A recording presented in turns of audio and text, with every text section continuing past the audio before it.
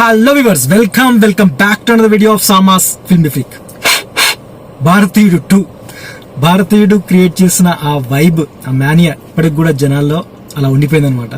భారతీయుడు 2లో కూడా కమల్ హాసన్ గారు జస్ట్ అలా ఇలా జస్టర్ ఇస్తే థియేటర్లో మొత్తం విజిల్స్ అనమాట.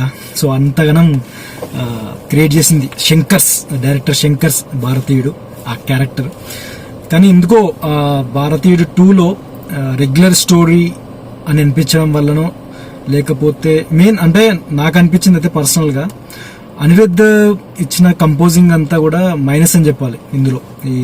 ఎందుకంటే మనకు భారతీయుడులో అసలు ఏఆర్ రెహమాన్ కంపోజింగ్ కానీ ఆ బ్యాక్గ్రౌండ్ స్కోర్ కానీ అదంతా కూడా మనకు అంటే సాంగ్స్ మెయిన్ ఆ సాంగ్స్ కానీ కంపోజింగ్ ఒక సినిమాని ఇంకొక రేంజ్, అంటే ఆ సినిమాలో ఉండే ఆ ఫీల్ని ఇంకొక రేంజ్కి తీసుకెళ్ళింది. అది ఇప్పటికి కూడా అలా, అంటే ఇప్పటికీ ఆ సాంగ్స్ విన్నా కూడా అలా కంటిన్యూ అయిపోతుంది ఆ ఫీల్. కానీ ఎందుకో అఫ్కోర్స్ అనిరుద్ధ్ కంపోజింగ్ ట్రెండింగ్ ఉంటుంది, సినిమా కూడా ట్రెండింగ్ గా తీసుకొచ్చారు. కానీ ఎందుకో రొటీన్ లాగా అనిపించింది చాలా వరకు, చాలా చోట్ల. సెకండ్ హాఫ్ లో ఇంకా కమల్ హాసన్ గారి క్యారెక్టర్ ఎక్కువ ఉండడము, స్టోరీలో కొంచెం టర్నింగ్ తీసుకోవడము అదంతా కూడా బాగానే అనిపించింది సెకండ్ హాఫ్ వరకు. అంటే సెకండ్ హాఫ్ వరకు బాగుంది అంటే వైబ్ క్రియేట్ చేసిందని చెప్పలేను, కానీ సెకండ్ హాఫ్ ఓకే లాగా అనిపిస్తుంది. ఇక ఫస్ట్ హాఫ్ అయితే అంత రొటీన్ అనిపిస్తుంది. సిద్ధార్థ్ అంటే ఇందులో సిద్ధార్థ్ ఫస్ట్ హాఫ్ అంతా కొంచెం లీడ్ రోల్ గా అనిపిస్తుంది. మెయిన్ తను ఒక యూట్యూబ్ స్టార్, అంటే ఒక సోషల్ మీడియాలో ఉంటాడు. సోషల్ ఇష్యూస్ పైన తను రియాక్ట్ అయ్యి సోషల్ మీడియాలో పెట్టడం వీడియోస్, అది ట్రెండింగ్ అవ్వటం. అయితే ఇందులో మన హీరో సిద్ధార్థ్ తన సోషల్ మీడియా ప్లాట్ఫామ్ పైన ఉండి కూడా ఈ సోషల్ ఇష్యూస్ పైన, ఈ కరప్షన్ పైన మనం ఏం చేయలేమా, మనం ఏం పీకలేమా అని అనుకునే టైంలో తనకొచ్చిన ఒక ఆలోచన, ఆ ఆలోచనని ఈ మీడియా సపోర్ట్, అంటే ఈ సోషల్ మీడియా సపోర్ట్ తోటి ఎలా ట్రెండింగ్ తీసుకొచ్చి ఇండియన్ ని ఎలా ఇన్వైట్ చేశాడు మళ్ళీ ఇండియాకి.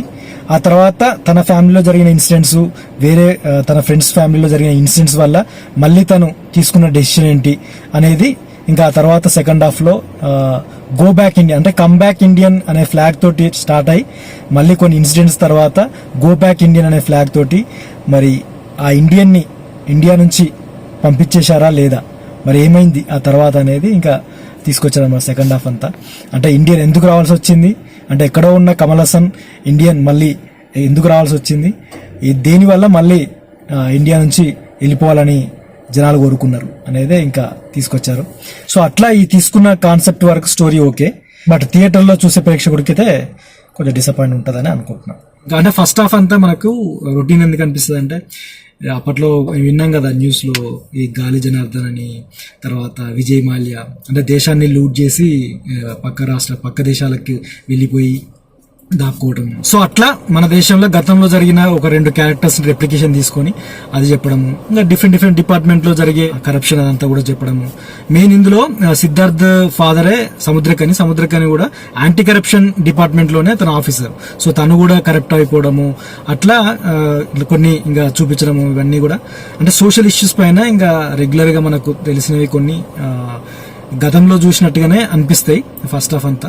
సో సెకండ్ హాఫ్ కొంచెం బేర్ చేయొచ్చు, ఎందుకంటే కమల్ హాసన్ గారి క్యారెక్టర్ అదంతా, పర్ఫార్మెన్స్ అదంతా, కొంచెం స్టంట్స్, తర్వాత మనకి బాబీ సింహ పర్ఫార్మెన్స్ అదంతా కొంచెం బేర్ చేయొచ్చు సెకండ్ హాఫ్. మెయిన్ ఎందుకు అంతా కొంచెం రొటీన్ అనిపోయిందంటే, నాకైతే అనిపించింది అయితే మ్యూజిక్ లేకపోవడము డ్రాబ్యాక్ అని చెప్పుకోవచ్చు. మ్యూజిక్ ఉండుంటే సినిమా కొంచెం థియేటర్లో ఎంజాయ్ చేసే వాళ్ళము. సో ఆ మ్యూజిక్ లేకపోవడం వల్ల ఫస్ట్ హాఫ్ లో ఉంటది, కానీ అనిరుద్ధ్ మార్క్ ఉంటది, కానీ ఒక సాంగ్ ఉంటది, అది ట్రెండింగ్ అనిపిస్తుంది. కానీ ఇంకా తమిళ్ కొంచెం ఆ నోట్ ఉంటది, తమిళ్ సాంగ్స్ ఎట్లా ఉంటాయి, ఇంకా ఏదో హడావిడి చేసి వెళ్ళిపోయినట్టుగా అట్లా అనిపిస్తుంది. కానీ టేకింగ్ బాగుంది, ఆ సాంగ్ కానీ ఆ సాంగ్ లో టేకింగ్ కానీ డిఫరెంట్ లొకేషన్స్ లో ఉండే ఆ టేకింగ్ అదంతా కూడా బాగా అనిపించింది. దాంట్లో అయితే ఎలాంటి డౌట్ లేదు, శంకర్ మార్క్ అయితే పక్కా ఉంటుంది.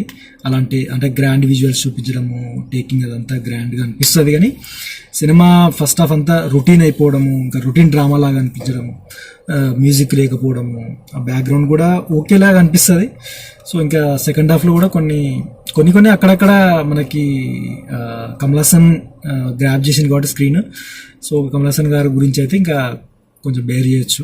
మొత్తానికైతే డైరెక్టర్ శంకర్ గారి స్టైల్లో ఒక మెసేజ్ ఓరియంటెడ్ అండ్ క్లైమాక్స్ లో మళ్ళీ ఇంకా ఇక్కడతో అయిపోలేదు ఇంకా ఉంది అని, ఇండియన్ విల్ బి బ్యాక్ అన్నట్టుగా, ఇంకా అసలైన స్టోరీ ఇంకా నెక్స్ట్ పార్ట్ లో ఉంటుంది అన్నట్టుగా అట్లా క్లూ ఇచ్చేశాడు. బట్ సో అట్లా థియేటర్లో అయితే నాకు అంత ఇది అనిపించలేదు సినిమా. సో ఇది ఈరోజు నా రివ్యూ. మరి నా రివ్యూ కనుక మీకు నచ్చితే లైక్ చేయండి, షేర్ చేయండి, నా ఛానల్ సబ్స్క్రైబ్ చేసుకోండి. సబ్స్క్రైబ్ బటన్ పక్కన బెల్ ఐకాన్ ఉంటుంది, అందులో ఆల్ ఆప్షన్ చూస్ చేసుకోండి. సో దట్ నా నుంచి వచ్చే అన్ని అప్డేట్స్ మీకు నోటిఫికేషన్ వస్తుంది. మరో రివ్యూతో నెక్స్ట్ వీడియో కలుద్దాం. అంతవరకు బాయ్.